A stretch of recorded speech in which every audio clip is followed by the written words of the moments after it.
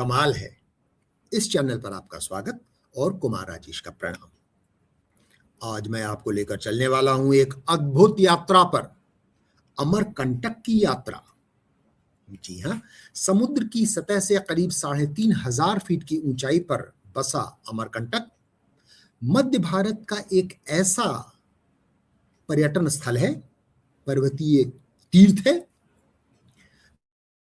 आप प्रकृति, इतिहास और आध्यात्म का अद्भुत संगम पाएंगे। सोन और नर्मदा नदियां वहीं से निकलती हैं। एक और तीसरी नदी भी है जोहिला।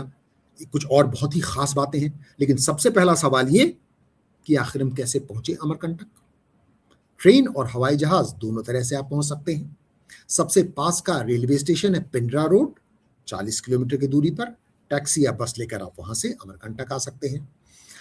हवाई अड्डे तो बिलासपुर, जबलपुर, रायपुर सब जगह है, लेकिन छत्तीसगढ़ की राजधानी रायपुर में जो हवाई अड्डा है देश दुनिया के सभी वायु मार्ग से जुड़ा हुआ है, इसलिए सबसे आसान अगर हवाई मार्ग से आना है तो वो है रायपुर।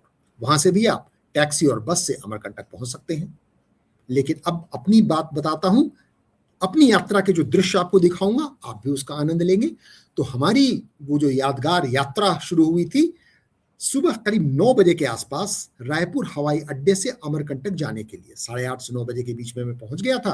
वहां अखिलेश वैष्णव हमारे मित्र हैं, रायपुर के पास कुरुद में रहते हैं। वो और उनके सारथी देव दोनों उपस्थित थे। तो सीधे हम रायपुर हवाई अड्डे से निकल पड़े अमरकंटक के लिए। आबादी खत्म होने लगी, हरियाली बढ़ने लगी।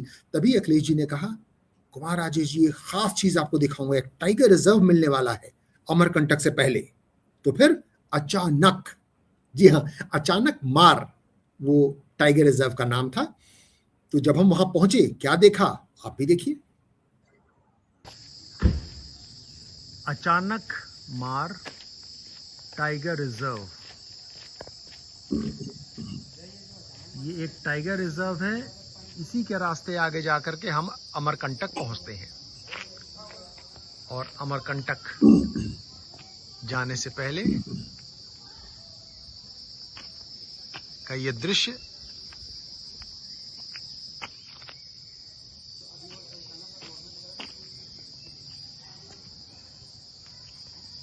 आगे अखिलेश जी और देव कुछ पूछताछ कर रहे हैं कि रास्ता अमरकंटक जाने का अब कहाँ से होगा, क्योंकि यहाँ से ये रास्ता अचानक मार वाला टाइगर रिजर्व का बंद हो गया है। हमें किसी और रास्ते से जाना होगा। कोई बात नहीं, किसी और रास्ते से हम जाएंगे। बिल्कुल, किसी और रास्ते से हम गए।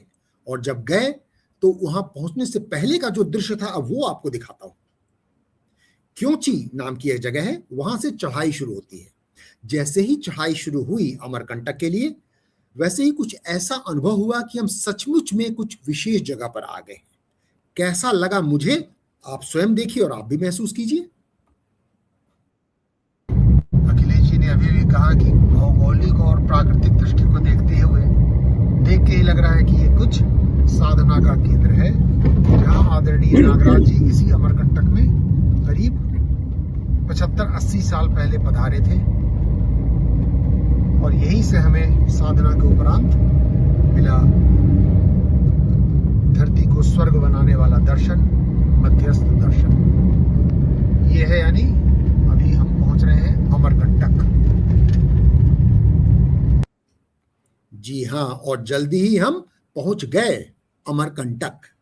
लेकिन इस वीडियो में ये जो दृश्य आपने देखा, एक दो ऐसे नाम आपको सुनने में आए होंगे जो शायद आपने ना सुने होंगे। आदरणीय नागराज जी, मध्यस्थ दर्शन। तो इस वीडियो में उसका जिक्र विस्तार से मैं नहीं करूंगा, लेकिन केवल आपको झलक बताता चलूं कि दरअसल अगर पूरी धरती स्वर्ग बने तो कितना अच्छा रहे। आप और हम सब देवी और देवता। सुनने में जादू की तरह लग रहा होगा, लेकिन सचमुच में ऐसा हो सकता है। इसके लिए कोई पैसा खर्च नहीं करना है, कोई धर्म परिवर्तन नहीं करना है, कोई मंदिर मठ नहीं है, बस अपनी समझ बढ़ानी है, थोड़ी फाइन ट्यूनिंग करनी है। लेकिन इस विषय पर मध्यस्थ दर्शन के ऊपर आदरणीय नागराज जी जो इस साधना संयम के बाद इस दर्शन दुनिया के सामने प्रस्तुत किया है उन्होंने, इसके ऊपर हम किसी और वीडियो में चर्चा करेंगे जल्दी ही, 1-2 दिन में। लेकिन फिलहाल लौटते हैं अपने इस यात्रा वृतांत पर। और जब अमरकंटक हम पहुंचे, वहाँ उद्गम स्थलों का हमने दर्शन किया, आदरणीय नागराज जी मध्यस्थ दर्शन से जुड़ी चीज़ों का हमने भ्रमण किया और बहुत ही अच्छा लगा। 24 घंटे कैसे गुजरे वो पता नहीं लगा। उस पर हम चर्चा बाद में करेंगे। यात्रा वृतांत की झलकियां जो हमने आपसे वादा किया है कि आपको बताने वाला हूं मैं, तो एक बचपन की याद मुझे याद आ गई, उसके बाद मैं अगला दृश्य दिखलाना चाहूंगा। बचपन में एक कविता सुनी थी, सतपुड़ा के घने जंगल ऊंघते अनमने जंगल। तो वो जो सतपुड़ा के घने जंगल थे, जब हम लौटने लगे अमरकंटक से रायपुर, तो उन सतपुड़ा के घने जंगलों के कुछ झलकियां हमें मिली। आप भी आनंद लीजिए। ये जो घाटी सामने वाले पेड़ के पीछे जो घाटियां दिख रही हैं, ये नीचे से लेकर के ऊपर तक पीछे के पहाड़, ये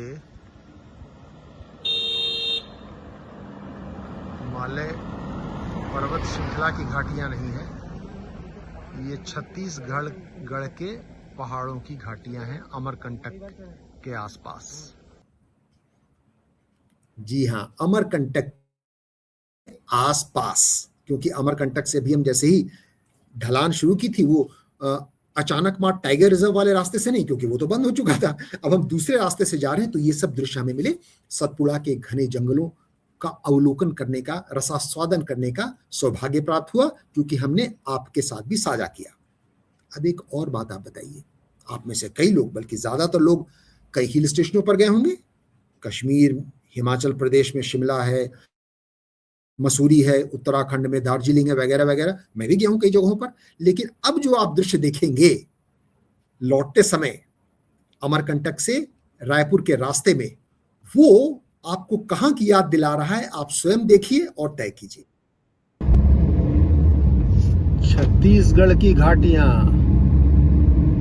बिहार में झारखंड की जिलेबिया घाट से ज्यादा रोचक, और उत्तराखंड की जो घुमावदार सड़कें हैं जंगल के बीच में मंगल वाली, चाहे वो कुमाऊं की हो, गढ़वाल की हो, अगर मैं बताऊं ना तो शायद आपको पता न लगे कि ये जो घुमावदार जंगल हरियाली के बीच की घाटी है, ये कुमाऊं है, गढ़वाल है, उत्तराखंड है, हिमाचल प्रदेश है, या कि छत्तीसगढ़।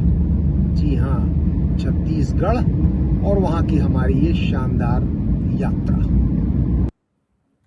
निसंदेह, अवश्य ये एक शानदार यात्रा हमारी रही। रायपुर से अमरकंटक, जिसके दृश्य हमने आपको दिखाए, और रायपुर से अब हम अमरकंटक वापस रायपुर लौट रहे हैं दिल्ली के लिए फ्लाइट पकड़ने को।